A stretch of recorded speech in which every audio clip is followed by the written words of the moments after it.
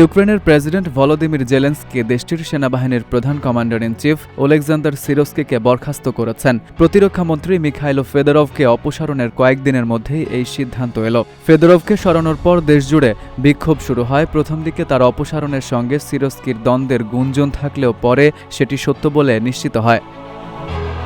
৩৫ বছর বয়সী Mykhailo Fedorov প্রতিরক্ষা মন্ত্রণালয়ে নতুন গতি আনা, সশস্ত্র বাহিনীর আধুনিকায়ন এবং দুর্নীতিবিরোধী উদ্যোগের জন্য ব্যাপক প্রশংসা অর্জন করেছিলেন। অন্যদিকে ৬০ বছর বয়সী সিরস্কিকে ইউক্রেনের অনেকেই সোভিয়েত ধাঁচের সামরিক কমান্ডার হিসেবে দেখতেন, যিনি সেনাবাহিনীতে বড় ধরনের সংস্কার আনতে অনাগ্রহী ছিলেন।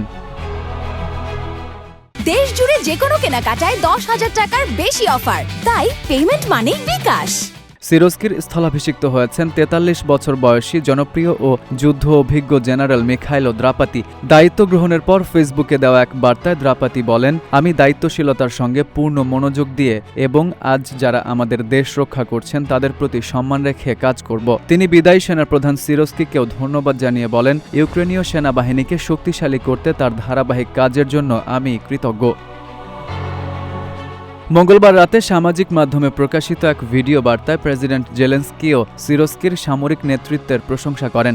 বিশেষ করে ২০২২ সালে রাশিয়ার পূর্ণমাত্রার আগ্রাসনের শুরুর দিকে রাজধানী কিয়েভকে সফলভাবে রক্ষায় তার গুরুত্বপূর্ণ ভূমিকার কথা উল্লেখ করে তাকে ধন্যবাদ